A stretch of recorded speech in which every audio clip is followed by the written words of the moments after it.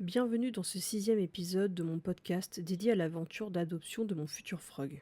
Après avoir exploré les différents endroits où trouver son chien, je me suis dit qu'il était essentiel d'approfondir un point clé. Comment reconnaître un bon éleveur et surtout comment éviter les arnaques. Parce qu'au-delà du coup de cœur pour une bouille adorable, la santé et le bien-être du chien dépendent énormément du début de sa vie. Chapitre 6. Comment repérer un bon éleveur et éviter les arnaques. Qu'est-ce qu'un bon éleveur? Quelles sont les qualités fondamentales d'un éleveur sérieux? Alors là, je ne parlerai pas de manière en termes de droit, en termes de légalité, etc. Moi, je parlerai vraiment ce qui est à mon sens. Vraiment, je parle dans ces podcasts-là vraiment de ma manière de voir les choses. Donc les qualités fondamentales d'un éleveur sérieux, c'est vraiment un éleveur qui ne va pas mettre juste un mâle sur une femelle pour avoir des chiots et avoir de l'argent derrière, mais qui va vraiment s'investir à fond, qui va vraiment bien sélectionner le mâle et la femelle, qui va avoir vraiment tout ce qui... avoir des formations pour ça, qui va vraiment être entouré d'une bonne équipe vétérinaire, qui va avoir installé tout ce qu'il faut pour la chienne, qui va avoir prévu en amont l'alimentation en ayant bien réfléchi à tous les points, qui va vraiment le faire ça avec vraiment beaucoup de passion. Vraiment, j'ai pas d'autre terme que ça. Si t'es pas passionné, que t'as choisi un élevage non pas pour... Enfin, une race non pas pour son côté à la mode qui va bien se vendre, mais vraiment parce que tu sais pourquoi tu l'as choisi et vraiment t'es vraiment passionné. Quelle différence entre un éleveur, un naisseur et un simple reproducteur? Oui, ça, je voulais faire vraiment une distinction entre les trois parce que pour moi c'est très important. Donc pour moi vraiment un éleveur va vraiment travailler la race ou le croisement qu'il aura sélectionné pour une raison précise. Il va pas juste prendre une race parce qu'elle est jolie, mais vraiment parce que il trouve que lui a besoin de faire de l'élevage de cette race-là parce qu'il aura quelque chose à apporter à la race, des choses qui parfois il ne retrouve pas chez les éleveurs déjà existants ou s'il veut apporter une petite touche en plus, que ce soit morphologique, en termes de santé, en termes de brassage génétique aussi, ça je l'ai beaucoup vu notamment chez le chien-loup. Parce que le brassage génétique, apparemment, je sais pas comment il y est maintenant, mais il y avait un gros problème de brassage génétique et même les reproducteurs international avait du mal à faire quoi que ce soit avec les Français parce que les chiens loups français étaient connus pour être très consanguins et apporter du mal dans la race. Donc voilà, il peut y avoir ce côté-là. Un naisseur pour moi c'est carrément vraiment le mec ou la meuf qui vont avoir vraiment un hangar avec plein de parcs et les chiots vont reproduire dedans et puis après on va les donner ça pour les animaleries, pour les salons du chiot ou même pour Animal Expo et compagnie. Voilà, on va pas dire simple. Et un simple reproducteur, ouais, naisseur reproducteur, va pas y avoir grand chose de différent. Quels sont les signes qui montrent qu'un éleveur s'implique réellement dans le bien-être de ses chiots? Pour moi, c'est quelqu'un qui va vraiment avoir tout réfléchi en amont, qui va faire des formations, qui va avoir prévu tout un dossier en amont de tout ce qu'il doit travailler avec ses chiots quand ils sont nés, à chaque étape de la vie ou chaque jour du chiot jusqu'à son sevrage est vraiment étudié, que d'ailleurs son sevrage ne s'arrête pas à 2 mois mais à 3 mois et qui vraiment il va travailler tout d'être habitué à être manipulé du début des premières coupes de griffes, d'être habitué à certains bruits d'environnement, d'être habitué à être un peu bousculé, d'être habitué à toucher tout type de texture, de goût, de matière, les premiers incitations à découvrir les ordres, mais tout doucement vraiment le côté, voir un petit peu tester, un peu voir les niveaux de curiosité de chaque chiot, qu'il va y avoir des choses qui vont être investies avant dès le départ pour prévoir les parcs de découverte du chiot, qu'il va y avoir vraiment tout va être pensé le plus possible pour que le chien, une fois qu'il sorte, après c'est à vous de continuer de faire ça les proprement, mais il vous donne un chiot avec clé en main, vraiment le chiot, où vous n'avez plus qu'à continuer sur la bonne voie et vous aurez le meilleur chiot du monde au possible. Visiter l'élevage, ce qu'il faut observer. Pourquoi il est crucial de visiter l'élevage avant de s'engager? Ça, j'en avais parlé justement dans le dernier podcast. Même si dans la théorie on suit la personne, qu'elle est sur les réseaux, qu'elle a l'air de tout filmer, qu'elle a l'air d'avoir un bon site internet avec des photos de l'élevage et tout, rien ne vaut la curiosité de venir voir avant sur place et de ne pas être déjà coincé parce que vous avez déjà craqué sur votre chiot qui vous intéresse et que vous allez vous pointer et vous voulez rien dire parce que vous avez déjà sélectionné le chiot et vous voulez pas repartir sans. Donc le but c'est d'aller voir l'élevage avant d'avoir choisi le chiot que vous voulez pour faire une première appréciation et voir si vous voulez continuer dans la voie d'aller acheter chez cet éleveur. Oui, on achète chez un éleveur, on n'adopte pas chez un éleveur. Donc que regarder en priorité, donc hygiène, espace, comportement des chiens. Moi je sais que c'est un truc que je vais beaucoup regarder. Alors ça c'est un truc qui est un petit peu différent, c'est que moi je vais y regarder s'il n'y a pas d'autres chiens multiraces. Je vais regarder s'il n'y a pas... parce que moi, il y a des races notamment. Comme je l'ai dit, le frog étant croisé avec du carlin qui a vite fait avoir son côté kiki chien aboyeur, j'ai tendance à évincer tous les élevages qui vont reproduire. Pourtant, c'est du groupe 9 aussi, donc ça pourrait être dans de la logique, je peux comprendre les gens. Mais du carlin élevé avec du chihuahua et du yorkshire, si j'arrive sur place et que ces chiens-là sont très aboyeurs, ça m'est déjà arrivé d'évincer ces éleveurs-là qui étaient pourtant top. Mais une fois, enfin j'ai pas eu besoin d'aller sur place pour le coup, mais ils ont eu une interview par de la radio, je crois que ça devait être France Bleu quelque chose, qui était venu interviewer, et là les chiens ne faisaient qu'aboyer non-stop entre les pomsky, les chihuahuas et les yorkshire, ils faisaient que aboyer. Donc bah, qu'est-ce qu'on entendait en plus en fond, bah, les carlins qui prenaient le même caractère que je ne veux absolument pas retrouver. Donc ça, voilà, donc il y a des choses qui pourront pas forcément se voir en photo, mais une fois sur place, si moi je me rends compte que les chiens ce n'est qu'un capharnaüm bruyant, pas possible, ça tend à me dire ouais le chien il part sur des mauvaises bases, donc ça m'intéresse pas vraiment. Après forcément ce qui est évident c'est de voir est-ce que les chiens sont propres, est-ce que c'est propre, est-ce qu'ils sont entretenus. Alors oui il y a certaines races en fonction si jamais ils sont du genre il a plu, vous y allez en plein automne et que leur terrain il est tout bouillasseux, faut regarder s'ils sont sales de boue fraîche parce qu'ils ont sauté dans la boue à se faire plaisir de se rouler dedans, ou s'ils sont vraiment sales en permanence.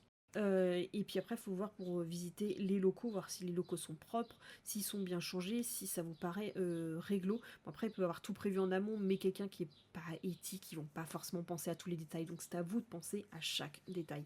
Ensuite, les comportements des chiens, est-ce qu'ils vont aimer aller voir leur éleveur pour leur faire plein de bisous? Est-ce que comment l'éleveur va réagir? Est-ce qu'il va pas les envoyer paître en mode ouais, vas-y, me saoule pas, chien reproducteur, tu vois?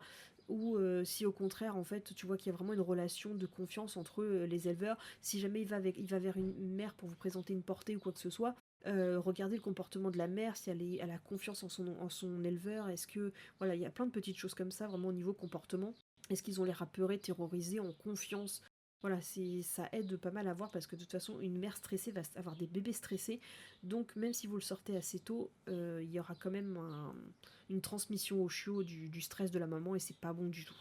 Que faut-il demander à l'éleveur? Test de santé, pédigré, socialisation. Alors ça fait autre. Ça va dépendre de ce que vous recherchez. Moi personnellement le pédigré, pas forcément. Après bon si c'est une race qui est pas reconnue en France mais qui sont quand même affiliés à un club de race, c'est quand même qu'ils essayent de suivre une certaine ligne de conduite et ça peut être intéressant de voir qu'il y a quand même une recherche là-dedans et c'est quand même cool. Mais moi sur le frog je crois qu'il n'y a absolument aucun club ou quoi que ce soit reconnu à travers le monde. Si forcément en fonction des races que vous recherchez, est-ce que les tests de santé ont été faits, si le chien il a pas les problèmes de... Je les ai pas sous le nez, mais je sais qu'il y a certaines races qui ont des problèmes de vue, des problèmes de peau, des problèmes, certains gros problèmes liés aux races, et ça vous devez le savoir en fonction de la race qui vous intéresse. Donc ça, faut être sûr que les parents aient été testés et qu'ils soient indemnes, ou que ça a été réfléchi, qu'ils puissent vous expliquer pourquoi ils auraient reproduit un porteur sain, mais avec tel ou tel, parce que des fois, ça peut être très compliqué, donc ça, vous devez vous renseignez vous-même, moi ça ne me concerne pas vis-à-vis du frog. Et puis la socialisation, donc demander est-ce que les chiots vont quand même être sortis dans le jardin ou est-ce qu'ils vont rester en box, est-ce qu'ils ont prévu des parcours justement d'initiation aux chiots, est-ce qu'ils vont quand même tester un peu de leur apprendre le port du collier, le port de la laisse, est-ce que voilà, on peut voir comment ils ont prévu un peu tout ça. Les questions à poser à l'éleveur. Les détails importants faut-il vérifier sur les parents du chiot? Alors déjà en espérant qu'ils vous montrent vraiment les vrais parents, parce que ça, n'importe qui peut vous mentir et pas vous montrer les vrais parents, parce que t'es pas là pour faire le test ADN, et même je l'ai vu de toute façon de manière éthique, le mensonge ADN a déjà été fait de nombreuses fois, même chez les lofts, donc pour le coup, voilà. Vérifier au niveau des parents, bah moi je pense qu'il faut quand même les voir pour voir s'ils sont, bah pareil, voir que ce soit pas des chiens qui soient stressés, pour pas qu'ils transmettent du stress aux chiots. Est-ce que les deux parents sont présents? Parfois il y a des mâles qui ne sont pas présents parce qu'ils sont parfois, c'est des adoptants qui ont signé des contrats où les mâles sont à la disposition de la reproduction des éleveurs contre certains bénéfices financiers ou quoi que ce soit, ou réduction financière sur le mâle qu'ils ont pris. Ça, c'est éthique à chacun, donc des fois, il n'y a que la femelle qui est présente, mais voir vraiment le caractère, le physique, l'état de santé général, l'âge qu'elle a, qu'elle vous paraisse ni trop vieille ni trop jeune. Moi, je pense qu'une femelle ne doit pas... Enfin, ça dépend peut-être des races, mais je pense elle doit reproduire entre 2 ans ou plus tôt et pas après 6 ans. Déjà moi 6 ans je trouve que parfois ça paraît un peu tard mais ça dépend de chaque chien. Mais voilà c'est pour ça que le laps de temps de reproduction d'une chienne est très très court. Donc ça. Comment savoir si le chiot a été bien socialisé? Ça, bah, si vous avez la possibilité de rencontrer des adoptants, enfin des acheteurs qui avaient déjà pris un chien dans des portées précédentes pour voir un petit peu leur retour, qu'est-ce qu'ils en ont pensé, etc. Parfois d'ailleurs ça donne une raison, c'est de regarder les avis Google, si les gens sont répertoriés sur Google, s'ils sont bien déclarés, etc. Surtout si c'est un truc assez conséquent. Pour pouvoir quelques avis, parce que généralement quand il y a des gens qui sont pas contents, ils sont vraiment pas contents. Après il faut savoir faire comme la différence entre la dénonciation calomnieuse ou de vrais avis Google. Mais savoir si le chiot a été bien socialisé, vraiment, ça je sais pas. Franchement, si jamais vous avez des tips pour savoir si ça a été réellement bien fait ou pas, je sais pas. Mais en tout cas, si vous voyez que le chiot déjà a été mélangé au reste de la meute à partir d'un certain âge, si comment il se comporte quand il voit un nouvel humain arriver, etc. Ça peut être quand même déjà une première vérification. Donc que doit-on recevoir comme document au moment de l'acquisition du chiot? Bon ça c'est un peu, on repère un bon éleveur, mais ça se fait quand même, on l'aura après, mais être sûr quand même de poser la question, si jamais vous voulez poser la question à l'éleveur, qu'il soit sûr de bien vous fournir ce qu'il faut.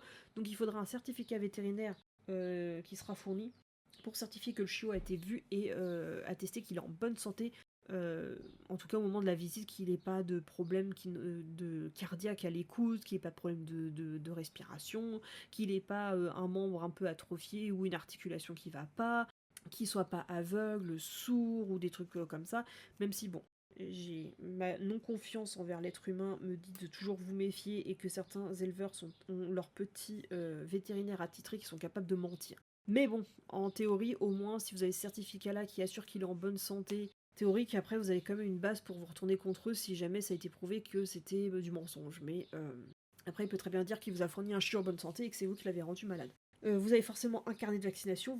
En fonction, s'il a plus de 3 mois, vous pouvez même avoir un passeport parce qu'il peut être vacciné contre la rage, surtout si vous allez chercher à la frontière, enfin dans tout pays en dehors de la France, il faudra forcément qu'il ait un passeport et qu'il ait plus de 3 mois et donc qu'il soit vacciné contre la rage. Donc, mais si vous allez prendre un éleveur en France, il aura juste un carnet de vaccination, donc voir que tous les vaccins ont été faits correctement et tout, parce que même moi, si moi je suis pas pour forcément à fond sur la vaccination, parce qu'il y a des gros problèmes de survaccination, il faut quand même qu'il y ait un minimum de vaccins qui soient faits pour le chiot dès le début. C'est après que je considère qu'il y a de la survaccination, parce que les vaccins ne sont pas encore établis sur la durée de fonctionnement, même si maintenant il y a le VexiCheck pour vérifier si les vaccins fonctionnent encore dans le chien, même si c'est pas encore reconnu partout. Bref, c'est pas le sujet.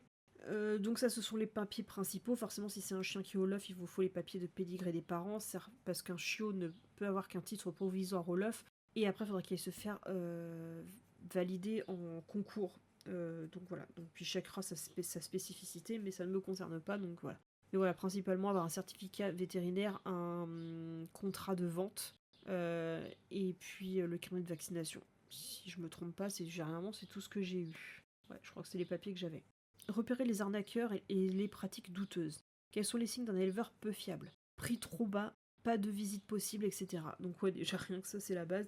Alors prix trop bas, ça dépend. D'ailleurs, c'est pour ça que plein de gens, je dénonce, achètent des Jack Russell parce que c'est vendu moins 500 balles sur le bon coin. Mais il y a des races, en fait, qui par certains éleveurs sont vendues pas cher. Pourquoi? Parce que elles ne sont pas recherchées. Alors, on me dira pourquoi elles les reproduisent. Je vais vous donner l'exemple concret des chiens nus. Je crois que c'est valable pour toutes les races de chiens nus, mais je crois que ça vaut aussi pour le Rhodesian Ridgeback, je crois. En fait, ils ont besoin... Bon, j'ai parlé surtout au niveau du chien nu, ce sera plus facile de donner l'exemple. Il n'existe pas de chien nu sans sa version poilue. Ça commence à être un peu plus reconnu et recherché chez chiens chinois à crête parce que la version houppette est très belle et très jolie.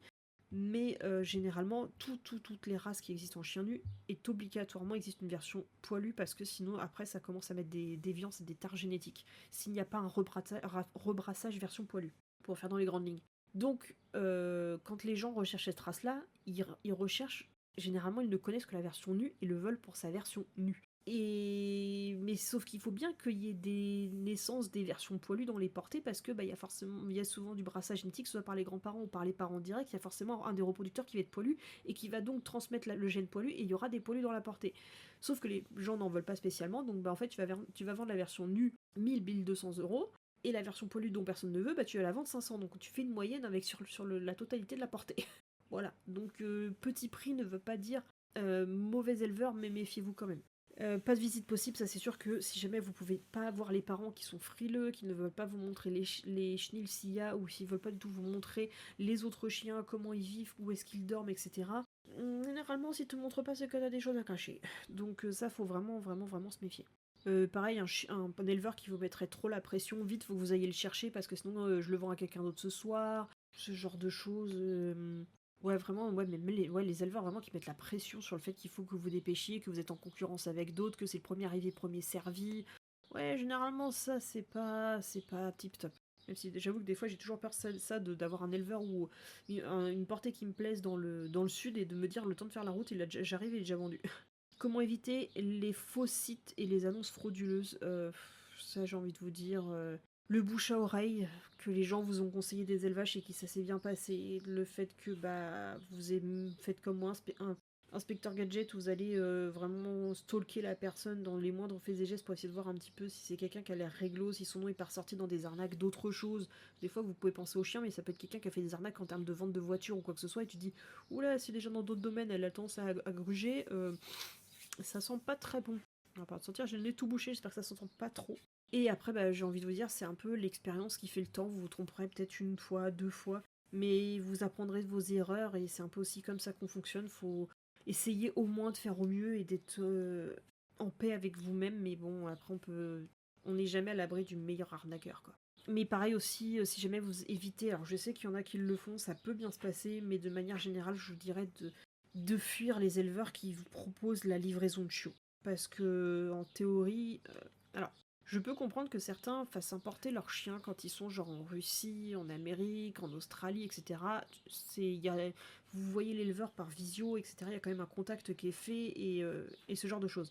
Mais en France, si t'es pas capable de traverser la France pour aller chercher ton chiot, pour moi, l'éleveur, il peut pas accepter ça, et pour moi, il y a un manque de motivation totale. Et en fait, je pourrais pas confier mon chiot en disant, bah tiens, je te l'envoie par transporteur animalier. Alors oui, ils sont spécialisés là-dedans, c'est vraiment des personnes qui ne font que ça de transport animalier à travers la France. Mais pour moi, c'est pas top, et moi, je me ferais pas livrer un chiot que je n'aurais pas vu, j'aurais pas été voir l'élevage ou quoi que ce soit. Ou alors vraiment, si vraiment je vais sur place, que j'ai déjà visité l'élevage, que j'ai déjà vu la portée, et que pour X ou Y raison, même si en vrai j'en vois pas, mais pour X ou Y raison, j'ai déjà tout fait, j'ai déjà rencontré la personne et tout, et que vraiment le chiot, bah en fait je peux pas revenir pour sa dernière visite, j'ai pu le revoir à sa visite intermédiaire, mais pas la dernière, me le faire livrer, mais moi déjà je me suis même pas fait livrer ma propre voiture tellement ça m'a stressé, j'étais la chercher directement au garage, alors qu'on me proposait de me la livrer parce qu'il y avait 2 heures de route pour la chercher, je préférais les faire. Hein. Donc imaginez avec un chiot, j'ai déjà eu le cas de récupérer des rats par une association qui me l'a transmis de covoitureur en covoitureur en passant par machin, j'ai failli perdre les rats en route, je me suis dit plus jamais je passe par là, donc non. Et quels indices montrent qu'un éleveur privilégie le profit au détriment de la santé animale?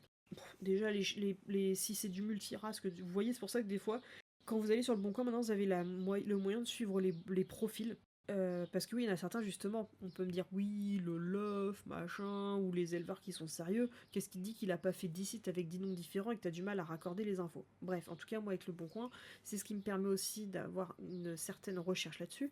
C'est que je vais déjà regarder s'il est passionné pour ça ou pas, c'est que je vais me mettre à suivre le profil. Et comme ça, en fait, je ne verrai pas que ces annonces de la race qui m'intéresse, mais toutes les annonces qu'il va publier. Et je vais me mettre à voir qu'est-ce que genre de trafic il peut faire à vendre sur le bon coin, ça et là. Et voir aussi si tout d'un coup il se met pas à popper des races à la mode et combien de races il pop et combien d'annonces mensuelles pop. Donc voilà, je me dis déjà, on va voir s'il va aimer ses chiens ou pas. On va le voir aussi à l'investissement financier, si déjà tu vois que l'éleveur il a prévu, voilà, à l'époque c'était sur CD, mais maintenant c'est plus sur clé USB, il te prévoit soit un fichier à t'envoyer ou une clé USB avec toutes les photos du chiot qu'il a fait par dizaines depuis sa naissance, tellement il est fier et passionné. Il te fournit un kit du chiot avec pas juste le kit chiot croquette de Royal Caca, hein, mais vraiment il te fournit peluche, collier, laisse, vraiment le B à bas, histoire que il soit sûr que t'es tout quand tu débarques chez toi, même si t'as déjà prévu normalement ce qu'il faut, mais il veut être sûr qu'il y ait ce qu'il faut, il va avoir fourni le doudou ou la couverture avec l'odeur de maman pour pas qu'il soit trop stressé la première nuit, il va vous fournir un dossier avec toutes les choses à savoir encore en plus en rappel de ce qu'il faut faire avec un chiot à son arrivée et puis sa première année. Limite, il va vous donner des adresses de bons éducateurs. Enfin, vraiment, on sent l'investissement et la passion là-dedans. Voilà, ça va être comme ça. La personne, moins elle en fait, plus c'est suspicieux. Vraiment, si vraiment les chiens ils sont relégués au fond d'un chenil, au fond du bâtiment, du fond du jardin, tu te dis, il en a pas grand-chose à foutre de ces chiens, donc voilà, donc je me dis que plus l'éleveur en fournit, plus il a l'air stressé de vous le confier, plus il a l'air vraiment impliqué, comme si vraiment il allait vous vendre un rein. C'est voilà, c'est déjà plus important que vraiment de quelqu'un qui a l'air s'en fiche de tout. L'intuition compte aussi, et oui, ça on le dira jamais assez. Je suis très très très intuitive. Et déjà, moi, rien que par le biais d'une manière de prendre une photo ou la manière de parler dans une annonce, je vais déjà pouvoir éliminer beaucoup de personnes. Comment faire confiance à son ressenti lors des échanges avec l'éleveur? Alors moi c'est difficile, c'est pour ça que, notamment pour ceux qui ne le savent pas, je suis téléphonophobique, j'ai une phobie du téléphone, donc moi les appels comme ça, je déteste. Alors je vais voir si j'arriverai à prendre sur moi ou si j'en parlerai à l'éleveur et voir s'il est compréhensif là-dessus. Même si bon, il faudra qu'ils comprennent que même si j'ai peur de t'appeler au téléphone, s'il faut appeler un rendez-vous veto, je le ferai quand même. Il en va de la vie de mon animal quand même. Mais voilà, donc moi c'est pour ça que j'aime pas le téléphone de manière générale, c'est que j'ai du mal à capter et mon intuition ne fonctionne pas à travers le téléphone. C'est pour ça que j'ai besoin de rencontrer les gens en vrai, parce qu'ils sont beaucoup moins faciles à cacher qui ils sont et à pouvoir me berner. Donc, mais voilà, si certains ont l'habitude d'avoir des ressentis d'une manière de parler, si vous sentez que Paris, encore une fois, un peu trop pressant, un peu trop parfait, même si bon, des fois, moi j'ai tendance à aussi me survendre et un peu m'enjoliver, je sais un peu quoi dire à certains éleveurs pour être sûr qu'ils vont pas se réfréner sur la vente d'un chiot pour moi, mais sans surexagérer, mais à certains, je sais que si tu parles du bar, vaut mieux pas en parler. Donc il y a certains trucs où je vais un peu omettre certaines choses, mais le chien ne sera jamais en danger. C'est vraiment, je le fais parce que ouais, je sais qu'il y a certains trucs qu'il faut les brosser dans le sens du poil. Hein. Donc qu'est-ce qui doit alerter, même si tout semble parfait sur le papier? Un truc que je pense justement à l'instant, je me dis qu'il faudrait se méfier. Alors ça, c'est vraiment plus au niveau de la rencontre directement, d'aller voir l'éleveur sur place. C'est que même si t'as pas un projet chiot, ou même si t'en as un mais que c'est pas encore défini, c'est qu'il prend pas le temps de t'accueillir, de parler avec toi autour d'une table ou quoi que ce soit, de discuter, il est pas intéressé à te poser des questions, qu'il a rien à te dire. Pourtant, avec son expérience, même si je suis pas la plus forte à savoir quelles questions poser aux gens, quand tu as de l'expérience dans l'élevage, tu sais au fur et à mesure des questions que tu as oublié de poser avant et que tu poseras pour les prochains. Mais si jamais il n'y a pas du tout de discussion et que à peine t'arrives, on te colle un chiot dans les bras en espérant faire fonctionner la technique de animalerie salon du chiot en mode tiens, je te le colle dans les bras comme ça, tu oseras plus, ton cœur d'humain va fondre et tu vas repartir avec. Là, faut vraiment beaucoup se méfier. Moi, alors certains vont peut-être pas forcément comprendre quand je dis ça, mais moi, quelqu'un qui m'accueille, les éleveurs qui t'accueillent en pyjama, j'ai un peu de mal aussi. Je peux comprendre qu'il y a peut-être une. Ou alors justifie-moi que t'as une mise bas difficile cette nuit, excuse-toi de m'accueillir en chaussons pyjama, peignoir avec les cheveux gras dégueulasses parce que t'as une mise bas compliquée cette nuit et que t'as fait limite une nuit blanche. Bon, je peux comprendre, mais moi, il y a un côté où c'est vraiment, tu sens. Excusez-moi vraiment pour le cliché, mais ce sentiment d'avoir une ZZ des HLM qui m'accueille parce qu'en fait elle a reproduit son chien mais en fait elle est crado pas vraiment en fait elle se fait vraiment de l'argent de poche en vendant son chiot mais qu'elle a aucune éthique d'accueil. Je suis en mode bah moi je me casse en fait. Je me dis mais si t'as déjà la flemme de t'habiller pour m'accueillir, il est jusqu'où ta flemme pour socialiser et éduquer le chiot avant de me le fournir quoi, et aussi pour le laver, entretenir sa caisse de mise-bas et compagnie. Ouh. Pourquoi ne faut-il pas céder à la précipitation même quand le chiot semble idéal? C'est pour ça que si vous êtes seul, allez chercher le chiot, je vous le conseille pas forcément. Parfois, prenez une autre personne parce que vous êtes là pour aller chercher l'animal de votre vie, pour vous engager sur très longtemps, et des fois, en fait, le côté biaisé d'avoir quelqu'un qui essaie de trop vous surtenter, de vous fournir un chiot justement qui vous le colle dans les bras ou quoi que ce soit, ça peut poser problème de vous êtes plus impartial. Vous allez plus être raisonnable quoi que ce soit. Donc si vous pouvez être accompagné de quelqu'un qui saura vous raisonner, n'hésitez pas à le faire, qui vous dira débriefing après, non finalement la personne je la sens pas, tu devrais pas craquer, ou le chiot je le sens pas, tu devrais pas craquer. Faites-vous aider parce que des fois c'est pas facile de dire oh, vas-y je le prends, c'est pas grave. Mais des fois c'est le problème, c'est que c'est pas juste je le prends, c'est pas grave, c'est que derrière ça vous engage à avoir un chien qui va vous gâcher la vie, même si j'aime pas trop ce terme-là, juste pendant des dizaines d'années, au mieux, au pire, bah, pendant pas très longtemps, parce qu'il va vous coûter juste très cher et mourir à la fin. Donc en conclusion, prendre son temps pour faire le bon choix. Ce 6e épisode est là pour rappeler qu'un bon éleveur, c'est bien plus qu'un vendeur de chiots.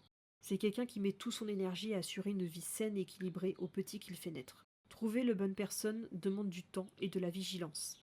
Mais il en vaut tellement la peine. Dans le prochain épisode, on parlera d'une étape tout aussi essentielle. Comment bien préparer la première rencontre avec votre futur compagnon pour vous poser des bases solides dès le début. Merci de m'avoir écouté et surtout prenez soin de choisir avec le cœur, mais aussi avec la tête. À très vite pour la suite de l'aventure.